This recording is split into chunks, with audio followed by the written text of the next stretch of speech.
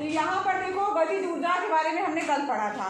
तो गतिज ऊर्जा जो है वो वो क्या है, कौन बताएगा? गतिज ऊर्जा क्या है? कल पढ़ा था। जिसकी गति में ऊर्जा है वो गतिज ऊर्जा है ना? ऋषिभा तुम बताओ।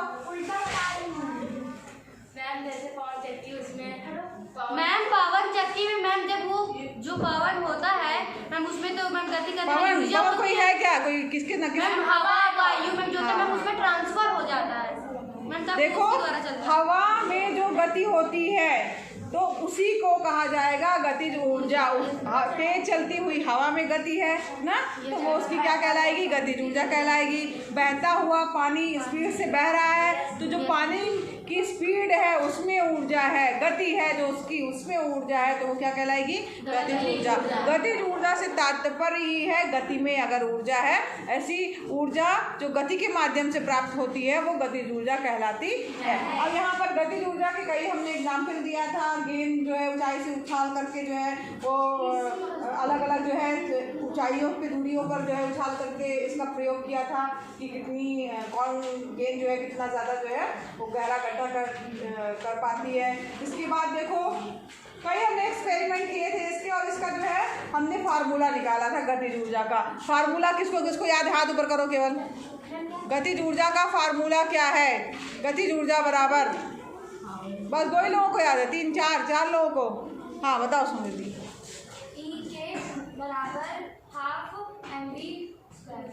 ये बोल रही है गतिज ऊर्जा का फार्मूला जो कल हम लोगों ने जो है पढ़ा था, E के बराबर हाफ mv²। सही है?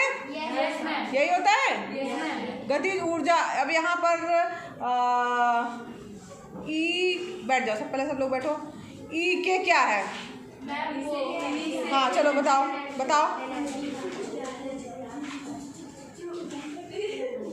ई के क्या है ये बताना है मुझे कि ई के जो है वो जो लिखा हुआ है ई के बराबर हाफ mv²। ई के क्या है? मैम ई है एनर्जी के है। हाँ नहीं ई मतलब वो काइनेटिक मैम के है काइनेटिक। हाँ देखो, हाँ बिल्कुल सही बोला इसने। क्या नाम है तुम्हारा?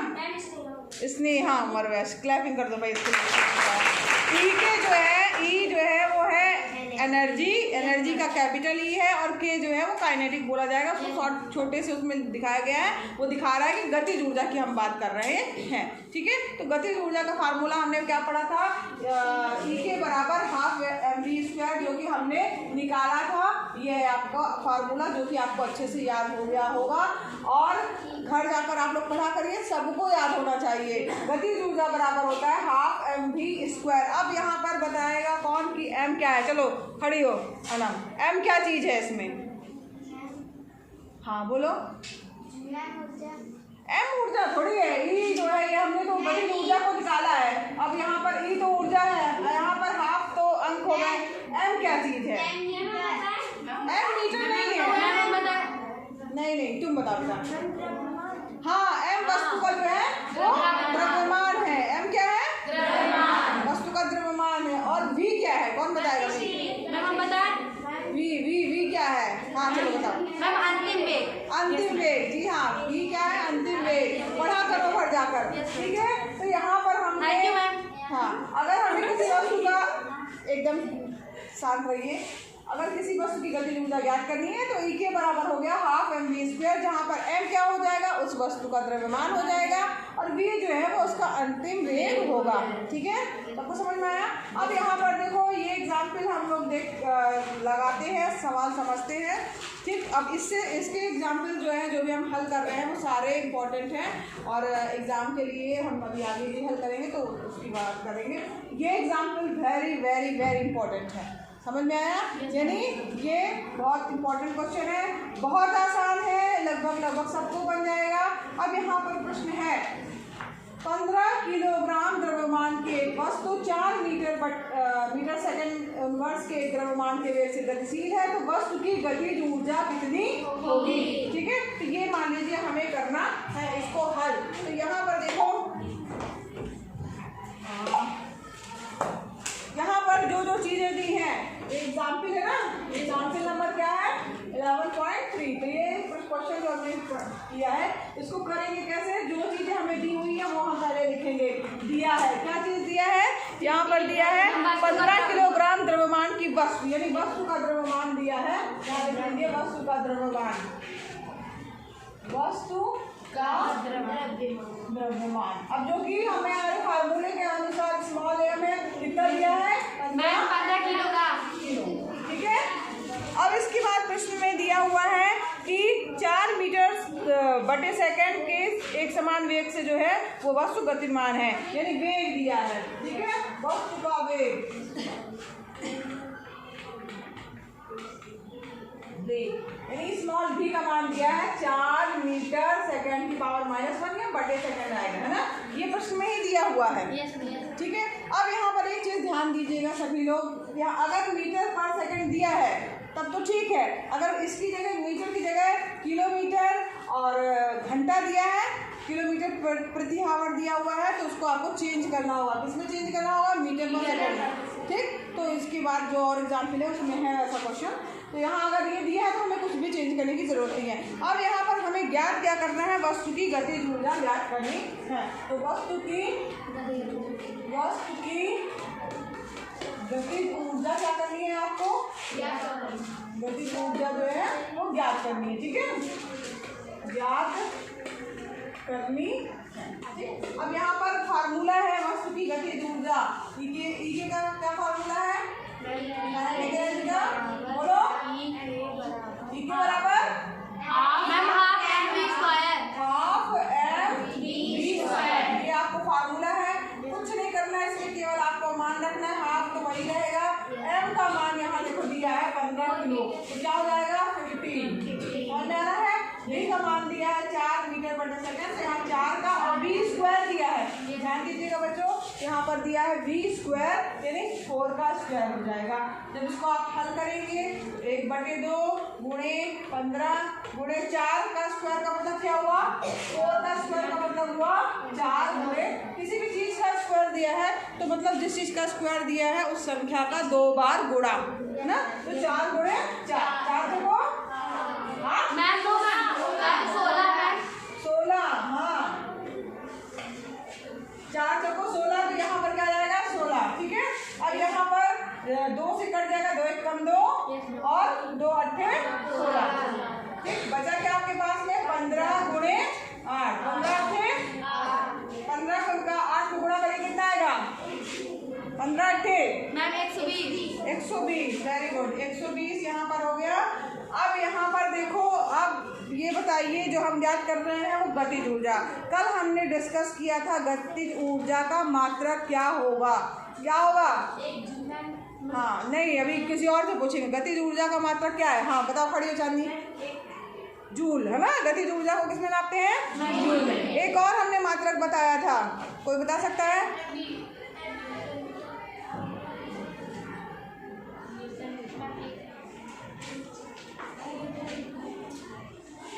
ठीक है, तो यहाँ पर जूल जो है वो हो गया इसका मात्रक, यहाँ पर गतिज ऊर्जा का मात्रक जो है, जो कार्य का मात्रक है वही ऊर्जा का मात्रक है, तो इसका मात्रक हमने जूल ले लिया है। न्यूटन मीटर भी हमने बताया था, वो किसका कार्य का मात्रक बताया था, तो यहाँ पर उसका मात्रक भी न्यूटन मीटर हो सकता है, लेकिन यहाँ पर जनरली हम जूल लेके चलते हैं। गतिज ऊर्जा का मात्रक जो है वो जूल होगा, तो 120 जूल हो गया। उत्तर आपको इतना लिखने के बाद उत्तर आपको अलग से लिखना है, क्या लिखेंगे आप कि अतः वस्तु की गतिज ऊर्जा 120 जूल होगी। उत्तर अतः है वस्तु की गतिज ऊर्जा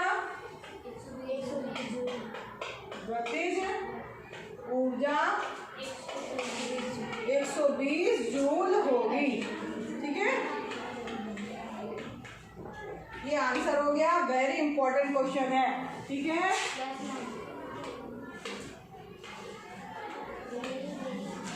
एग्जाम की दृष्टि से बहुत इंपॉर्टेंट क्वेश्चन है। सबको समझ में आया?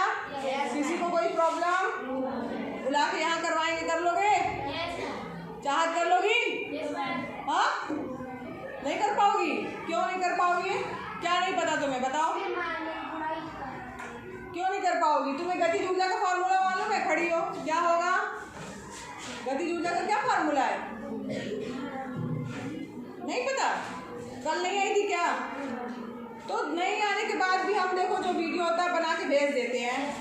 पढ़ना चाहिए। ये हम कुछ नहीं क्यों सुनेंगे कि जो है आपको पता नहीं है। गतिज ऊर्जा का फार्मूला नहीं भी आई थी तब भी अभी जस्ट बताया कि गतिज ऊर्जा बराबर होता है हाफ mv²।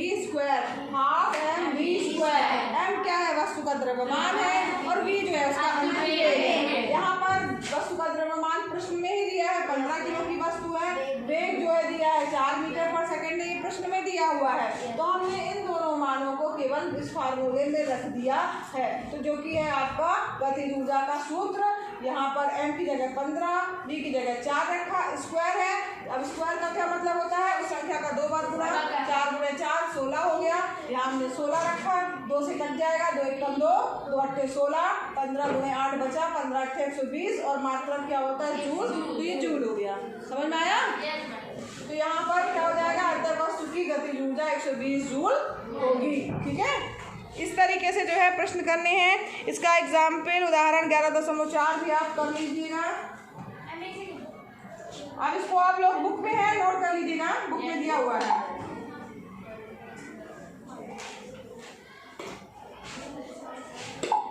अब यहाँ पर देखो ये है, ये देखो गतिज ऊर्जा से इसी तरीके से ये सवाल है। इसमें यहाँ पर ध्यान दीजिएगा, दिया है यदि किसी कार का द्रव्यमान तो दिया है इतने किलो, लेकिन उसके वेग को 30 किलोमीटर प्रति घंटा। अब यहाँ किलोमीटर प्रति घंटा इसको आपको चेंज करना होगा, मीटर पर सेकंड में चेंज करना होगा।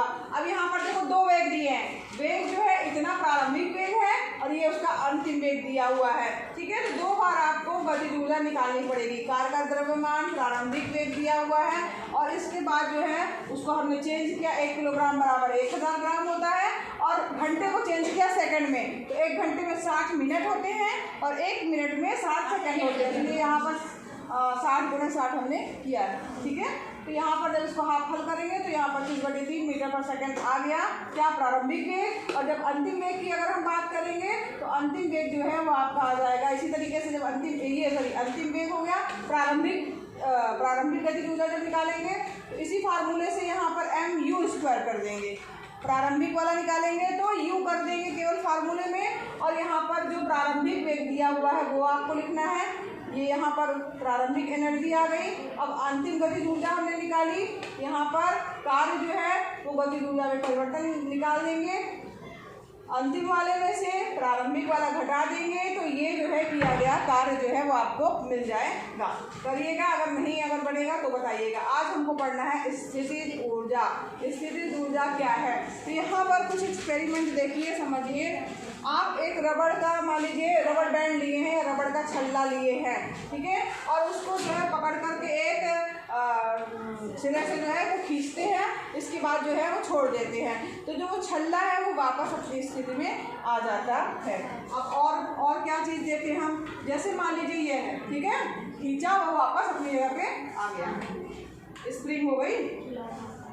खिलौना लिया, अब वही खिलौना चाबी वाला जो कि हम लोग कल बातें किए थे, तो उसमें चाबी हमने भरी, ठीक। अब चाबी भर दी, इसके बाद जो है उसको रख दिया जमीन पे तो वो चलने लगता है, पता है आपको। अब इसके बाद देखो यहाँ पर ये जो सभी कार्य कर रहे हैं हम, उस स्थिति में हो क्या रहा है आखिर, वो बाद में क्यों ऐसा चलने लग रहा है खिलौना, ठीक है। तो यहाँ पर देखो, जैसे या रबड़ बैंड हमने खींच लिया तो उस पर वो वापस अपने आप वहाँ क्यों चली गई? हमने तो खींच दिया उसको, वहीं पे फिर रुक जाना चाहिए था, क्यों वापस चली गई?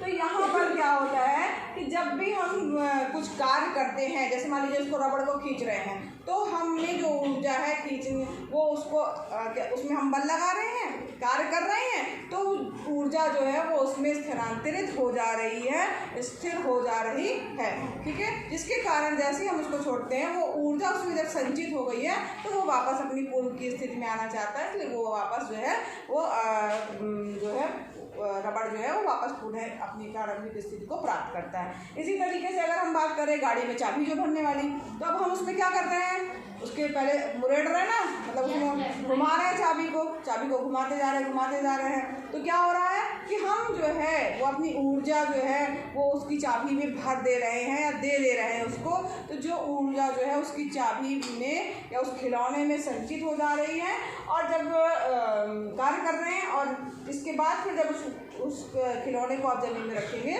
तो वो गति करने लगती है। क्यों गति करती है? उसमें तो खुद की कुछ ऊर्जा नहीं है ना, वो कहाँ से आई उसमें ऊर्जा, हमने उसको भरा, हमने उसको दिया, ट्रांसफर हो गई। तो यहाँ पर जो है ऊर्जा जो है स्थितिज ऊर्जा के रूप में संचित हो जाती है।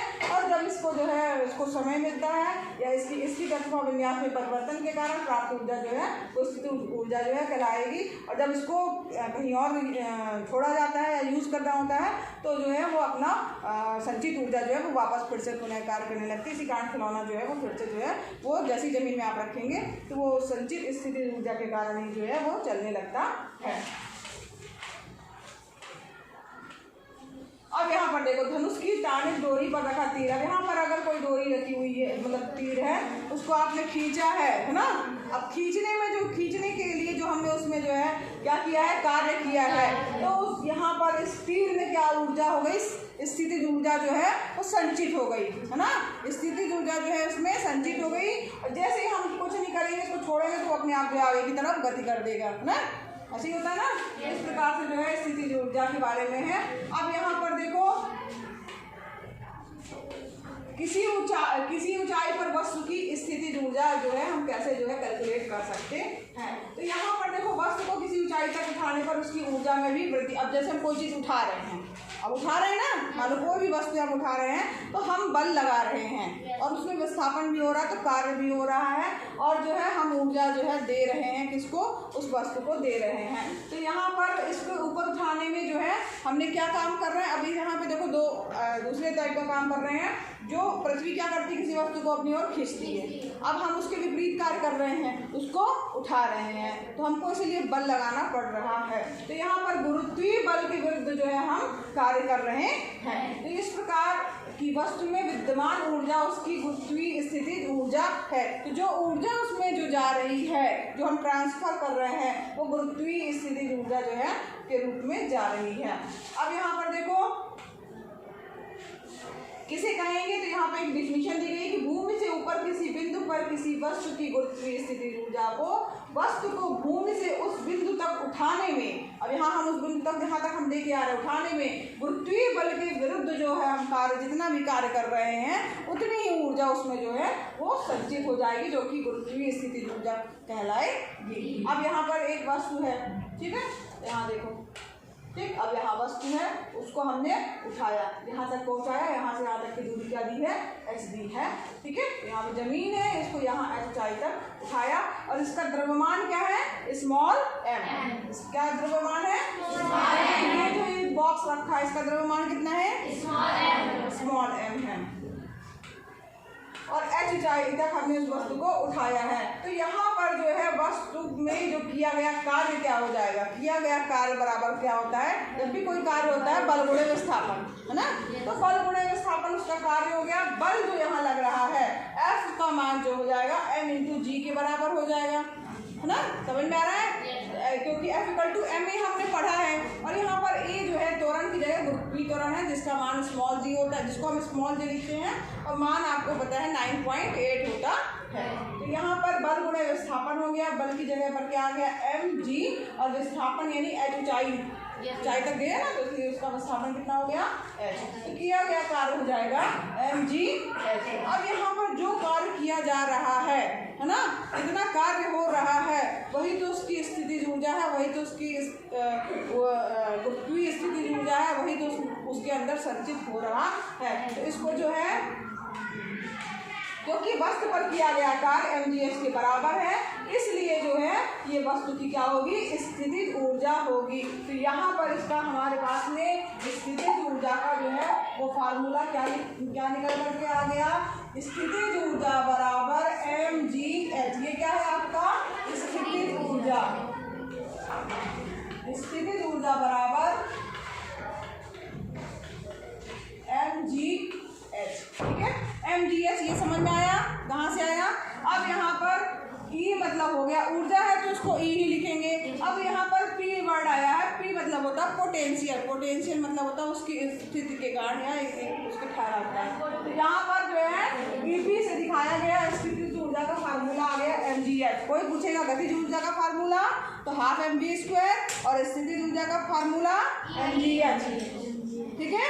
गतिज ऊर्जा 12 mv², स्थितिज ऊर्जा स्थितिज ऊर्जा गतिज ऊर्जा गतिज ऊर्जा, गतिज ऊर्जा हाफ mv स्क्वायर, गतिज ऊर्जा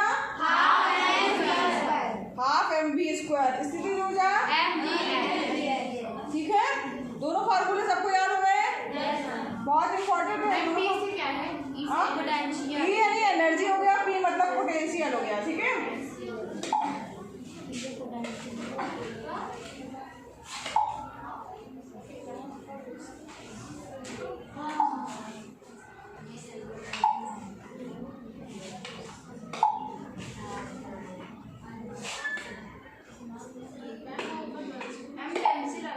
अब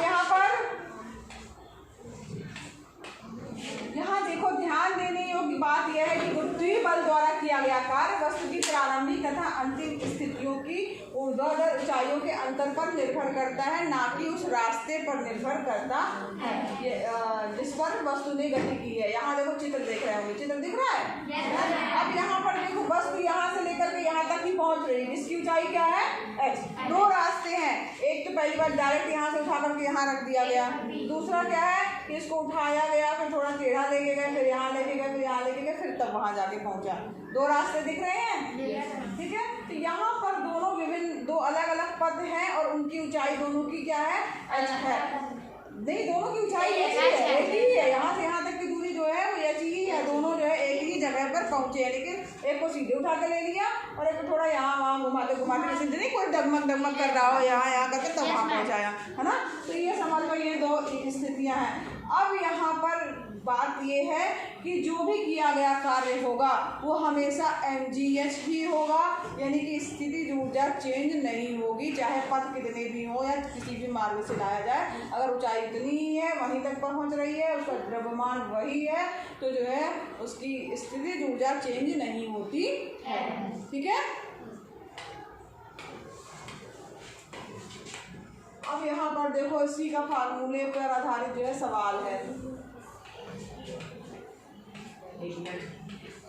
ये दिया है, एक 10 किलोग्राम द्रव्यमान के एक वस्तु को धरती से 6 मीटर की ऊंचाई तक उठाया गया। ठीक है, वस्तु जो है कितने किलो की थी? 10 किलो। ठीक है, और कितने दूर तक उठाया गया है? 6 मीटर की ऊंचाई तक जो है उठाया गया है। तो इस वस्तु में विद्यमान ऊर्जा का परिकलन करना है। ठीक, अब यहाँ पर देखो जी का मान दिया है 9.8, तो आपको 9.8 ही लेना है। अगर नहीं दिया है कहीं पर तो हम उसे जनरली 10 लेके चलते हैं। ठीक है, अगर दिया है तो ठीक है, एक्चुअल मान उसका 9.8 ही होता है। तो यहाँ पर जो है विद्यमान ऊर्जा का हमें परिकलन करना है। यहाँ पर वस्तु का द्रव्यमान यहाँ सबसे पहले लिखिएगा, दिया है। ठीक है, सबको समझ में आ रहा है? अब यहाँ पर दिया है वस्तु का द्रव्यमान m बराबर 10 किलो, ऊंचाई इनके स्थापन कितना हुआ है? h का मान 6 मीटर, g का मान दिया है प्रश्न में ही 9.8 मीटर पर सेकेंड स्क्वायर। अब स्थितिज ऊर्जा हमें ज्ञात करनी है, तो उसके लिए आपको फार्मूला पता होना चाहिए। क्या है स्थितिज ऊर्जा का फार्मूला? mgh। ठीक है, mgh। अब यहाँ पर स्थितिज ऊर्जा बराबर mgh हो गया। m का मान 10 दिया हुआ है, g का मान दिया हुआ है और h का मान भी दिया हुआ है। हमने सब मानों को केवल रख दिया है। यहाँ चाहे आप तो जब प्रश्न हल कर रहे हैं तो यहाँ पे kg m ये सब हटा भी सकते हैं। ठीक, सीधे 10 गुणे 9.8 गुणे 6 किया। ठीक है, तो यहाँ पर आ गया, जब इसको मल्टीप्लाई करके हल करेंगे तो 588 आएगा। और ऊर्जा का हमने मात्रक पता है क्या है? जूल। तो यहाँ पर हमने जे लिख दिया, तो स्थितिज ऊर्जा क्या हो जाएगी? 588 जूल हो जाएगी। बन जाएगा सवाल? समझ में भी आ गया? ठीक है, इसी तरीके से इसका एक और सवाल दिया हुआ है। यहाँ पर क्या दिया है? द्रव्यमान दिया है 12 किलो, यानी 12 किलो की कोई वस्तु है। ठीक, धरती से एक निश्चित ऊंचाई पर स्थित है, यानी कोई कहीं निश्चित ऊंचाई तक उसको उठाया गया है। अब वस्तु की स्थितिज ऊर्जा बता दिया गया कितनी ऊर्जा है, तो वस्तु की धरती के सापेक्ष हमें ऊंचाई ज्ञात करना, यानी ऊंचाई ज्ञात करना है कि कितना जो है ऊंचा तक जो है वो वस्तु उठी हुई है या उसकी कितनी ऊंचाई तक जो है वस्तु पहुंची हुई है। तो यहाँ पर देखो द्रव्यमान दिया है, लिखेंगे दिया है सबसे पहले। ठीक, स्थितिज ऊर्जा का मान दिया हुआ है। अब यहाँ पर देखो, यहाँ जी का मान नहीं दिया है प्रश्न में, तो हम जी बराबर क्या ले, यहाँ लिखा है परिकलन में सरलता के लिए जी का मान 10। ठीक, तो हमें लेना है 10। ठीक है, तो यहाँ अगर कहीं दिया है तो 10 मीटर पर सेकंड स्क्वायर भी ले सकते हैं, या अगर मान लीजिए कहीं नहीं दिया है, हाँ अगर मान लीजिए स्पष्ट दिया 9.8 तो 9.8 लिखना है। अब यहाँ पर आपको फार्मूला लगा देना, EP या स्थितिज ऊर्जा बराबर mgh। स्थितिज ऊर्जा दी हुई है 480 जूल, m का मान दिया है, g का मान भी दिया है, h हमें ज्ञात करना है। h को ऐसे ही रहने दीजिए, ठीक है। h बराबर क्या हो जाएगा, हाँ एक बार फिर से सुन लो।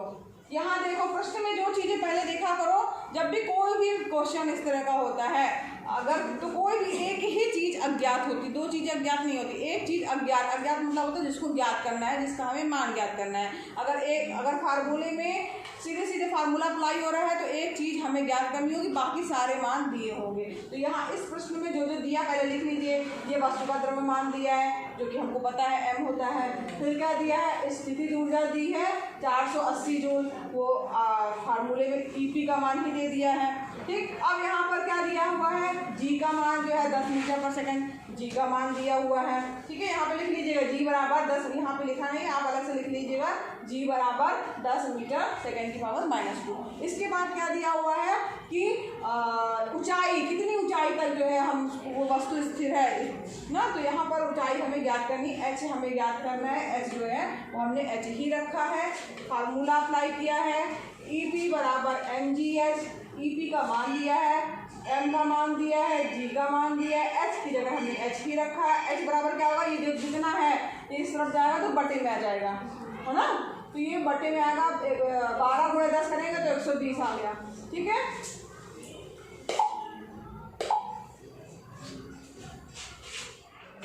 m का मान 12, g का मान 10, h की जगह h, ठीक। और ये कितने के बराबर दिया है, 480 जूल के बराबर दिया है। तो h बराबर क्या हो जाएगा, h को यही रखो, बाकी दोनों इधर ले आओ तो क्या हो जाएगा 480 बटे 12 गुणे 10, ठीक है। अब 10 का ये 0, इससे 0 से कट गया, 12 एकम 12, 48 किस 12 के पारे में कब आता है, बताओ जल्दी फटाफट, 12 4 48। h बराबर क्या आ गया, h बराबर केवल 4 बचा, तो h का मान क्या आ गया 4। तो यहाँ पर h का मान आ गया 4, यानी कि मीटर है। तो यहाँ वस्तु जो है 4 मीटर की ऊंचाई पर स्थित है। समझ में आया, ठीक। तो इसी तरीके से जो है यहाँ पर देखो हम स्थितिज ऊर्जा को भी ज्ञात कर सकते हैं फार्मूले से। कल गतिज ऊर्जा पढ़ा था, गतिज ऊर्जा के फार्मूले से सवाल हल किए थे। आज स्थितिज ऊर्जा पढ़ा, उसका फार्मूला पढ़ा और उसके जो है सवाल हल किए, ठीक है। अब यहाँ पर देखो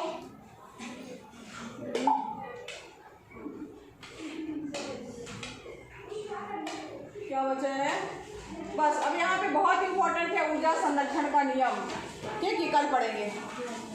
बहुत लंबा।